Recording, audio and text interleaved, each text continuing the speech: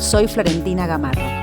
Les doy la bienvenida a un nuevo episodio de nuestro podcast semanal.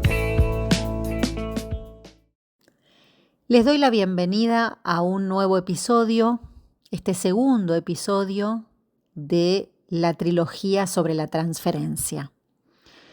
Me gustaría que retomemos un poco desde donde dejamos en el episodio anterior y quisiera hacer mención, anticipando incluso lo que va a ser nuestro tercer episodio, de que la transferencia coloca al analista en una posición que podríamos decir privilegiada, por un lado, porque le otorga un poder sobre la palabra del y para el paciente, ¿no? En la medida en que éste lo supone el sujeto del saber inconsciente. Pero va a ser solo absteniéndose de ejercer ese poder que el analista va a poder ubicarse en el lugar adecuado para dirigir la cura. Entonces, la pregunta sería ¿de dónde proviene el amor de transferencia que origina esta suposición, podríamos decir, que no carece de cierto efecto sugestivo en primera instancia, ¿no? Lacan dice que al que se le supone un saber, se lo ama. Entonces encontramos aquí esta segunda vertiente de la transferencia que habíamos anticipado ya y sobre la que nos habíamos ocupado en el episodio anterior, que es la transferencia simbólica. El amor de transferencia responde a la lógica de recuperar en el otro, por la vía del amor, como habíamos dicho, el goce perdido, ¿no? Y dijimos también que en el registro imaginario nos encontrábamos con el costado de la transferencia referido a los sentimientos y a la sugestión. Y que si bien los sentimientos son irreductibles, al igual que el componente sugestivo, habíamos dicho que con eso no era suficiente, ¿sí? Ahí habíamos terminado. Los analistas tenemos que estar advertidos, ¿no? De no fomentar ni ejercer esa inevitable sugestión. Ahora bien, ¿de qué hablamos entonces cuando hablamos de sujeto supuesto al saber? Bueno, podemos decir que ese saber inconsciente que porta el discurso del paciente es transferido al otro con mayúsculas, que encarna el analista, ¿no? Eso es lo que Lacan denominó sujeto supuesto al saber. El analista, entonces, va a ser ubicado en el lugar del ideal, mientras que el analizante se va a colocar en el lugar del yo ideal, ¿no? En ese lugar que pretende, ¿no?, ser amado por parte del analista, en la medida en que se le supone no solo un saber, sino también un deseo. Y entonces, allí, se va a poner en juego un saber y un deseo supuestos a un sujeto que también es supuesto, ¿no? Porque el analista, si su función se lo permite y su análisis también, se va a ubicar lejos de la posición subjetiva, porque incluso va a estar haciendo semblante de un objeto, ¿no?, aunque el analizante lo ignore. ¿Está? Entonces, este es el lugar que corresponde al analista, ¿no? El de ofrecer un lugar vacante, incluso así lo va a decir Lacan, para que el deseo del paciente se realice como deseo del otro. En tanto, el analista está como objeto. Encontramos entonces ese tercer aspecto de la transferencia, que es el que va a estar en relación con lo real. Pero para eso falta un cachirín.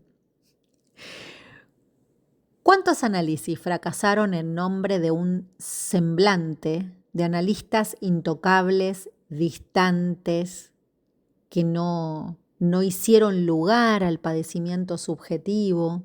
Eso que los deja a los sujetos muy agarrados al sufrimiento, ¿no? El sufrimiento que no carece de capturas especulares, por supuesto, no carece de ficciones, por supuesto, pero que el sufrimiento incluso es en sí mismo una ficción y se construye como tal en el análisis. Y entonces habrá que ir viendo cómo operar, cómo maniobrar con eso, pero no sin eso al mismo tiempo, ¿no? Y las vueltas que hay que dar sobre lo dicho, lo ya dicho, lo nuevamente dicho, no son pocas. Por eso es indispensable separar la sugestión de este lugar de la transferencia en la vertiente del sujeto supuesto al saber. Y además es fundamental entender el alcance que tiene, la fuerza que ha tomado la transferencia real, que es la que se vincula con el goce, con lo imposible de saber, con la incompletud, con la presencia real del analista, podríamos decir, y con la tijé, ¿no? Con la tijé como encuentro más allá del automatón. Eso que Lacan llamaba el encuentro fortuito con lo real, ¿no? Entonces, en este campo de la transferencia podemos ubicar el acto analítico, ¿no? En tanto la transferencia es la puesta en acto de la realidad sexual del inconsciente, planteando la realidad del inconsciente como realidad. Y entonces si la pulsión es la forma en la que se inscribe la sexualidad en el ser hablante, entonces los dos ejes conceptuales entre el inconsciente y la sexualidad van a ser el deseo y la pulsión. Recuerdo que Freud decía que el enfermo buscaba la satisfacción sustitutiva en la cura misma. ¿Se acuerdan? Él decía que dentro de la relación de transferencia con el médico, ¿no? Hasta podía querer resarcirse por ese camino de todas las renuncias que le imponían, ¿no?, los demás campos. Es en este sentido que el deseo del analista se relaciona en cierto punto con la posición abstinente de la que hablaba Freud. Y es lo que nos va a permitir distinguir la transferencia nuevamente de la sugestión, pero además distinguir estos dos momentos, estos dos desarrollos, ¿no? Porque la posición del sujeto supuesto al saber es un desarrollo que Lacan hace a la altura del seminario sobre la transferencia. Mientras que 3 años más tarde, esta conceptualización del deseo del analista como función que renueva la apertura del inconsciente, que la transferencia cierra, va a abrirnos hacia la dimensión real de la transferencia. Entonces, si aceptamos que el sujeto acude al análisis cuando lo aqueja un sufrimiento, muchas veces insoportable, esta causa siempre tiene que ver con el goce y sus fijezas, podríamos decir. Entonces, hacer algo con eso es lo que consiste la apuesta de un análisis, algo que haga la vida más soportable y que permita que el sujeto pueda encontrarse con su deseo. Entendiendo que de ninguna manera el deseo puede confundirse con lo que alguien quiere o con lo que alguien dice que quiere, ni siquiera con el anhelo freudiano, ¿no? En este punto, digamos, tenemos que considerar que lo real es lo que siempre oficia de resistencia, en la medida en que es lo que no anda. Ante esto, la palabra se detiene.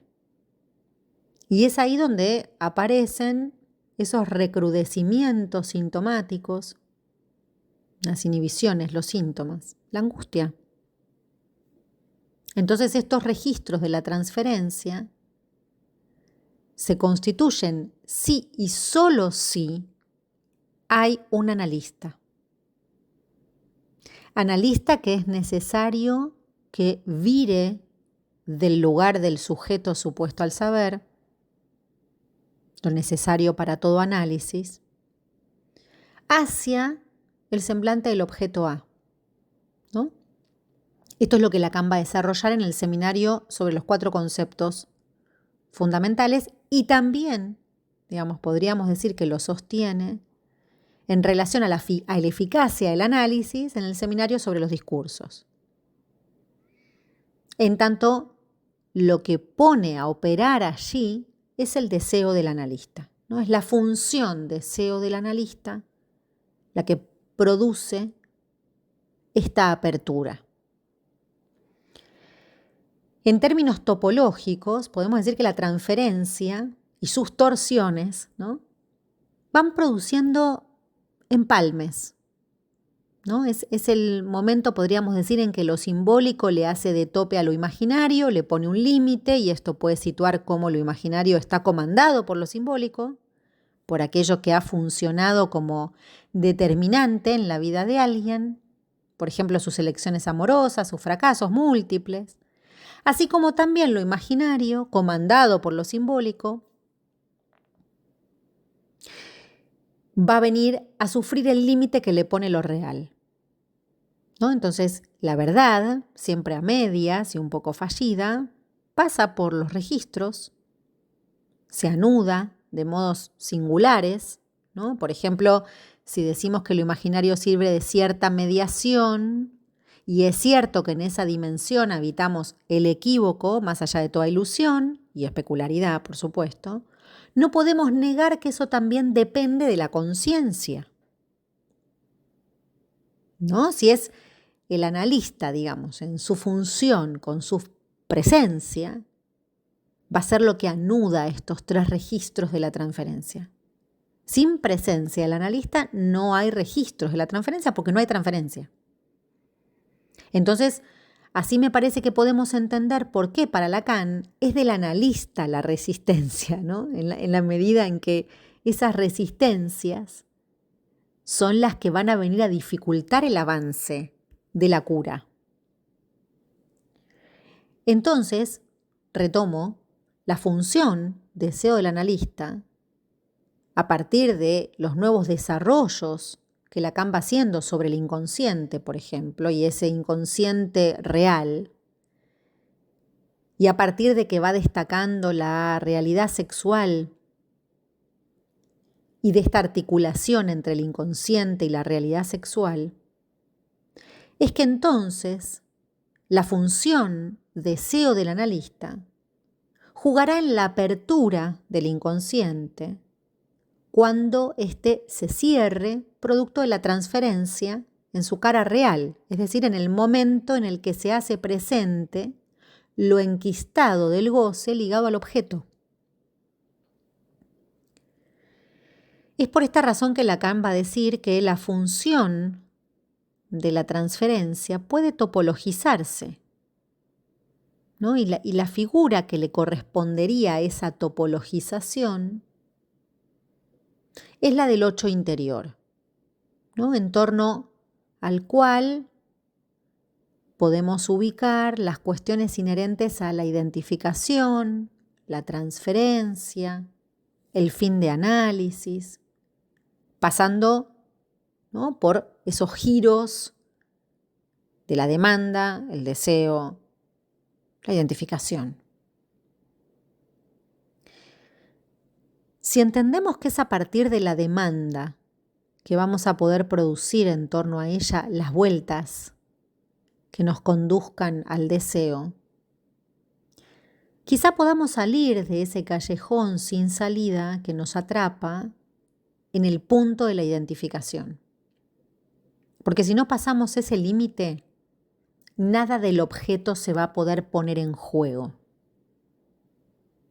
Es por esto que Lacan va a decir que el mecanismo fundamental de la operación analítica es el mantenimiento de la distancia entre el ideal y el objeto. Es decir, que el análisis debe cortar ese cortocircuito que la identificación evita, ¿no? Porque es por medio de la transferencia que se va a poner a jugar, que se va a abrir, que se va a producir la apertura y el cierre, podríamos decir, del inconsciente, porque es en el momento del cierre donde estrictamente Lacan ubica la transferencia y la presentificación del objeto, ¿no? Entonces el deseo del analista es una función, porque precisamente es eso que se va a poner a operar en ese borde, ¿no? Para poder lograr la mayor distancia entre el ideal y el objeto. ¿Se acuerdan que incluso comenzamos diciendo que suponerle ese saber, ¿no?, al analista hace que el paciente se posicione en el lugar de amado, ¿no? Entonces, en ese punto, el corrimiento del analista de ese lugar es lo que va a producir al mismo tiempo la distancia, la mayor distancia entre el ideal y el objeto.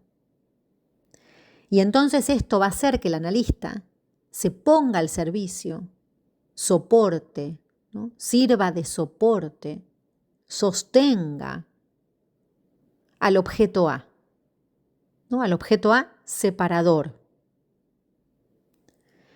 Y es así como Lacan va a decir entonces que va a ser por esta vía que llegamos al fin de análisis. Y en este sentido es que va a desarrollar de manera acabada una topología de la transferencia, ¿no? Entonces, esta topología está compuesta por elementos, ¿no? Estos elementos podríamos decir que son la identificación, el deseo del analista, la demanda y el objeto A. Todos ellos sostenidos en un circuito cuya lógica la da la repetición. Entonces, se trata de elementos articulados de modo tal que nos permiten pensar el recorrido de un análisis.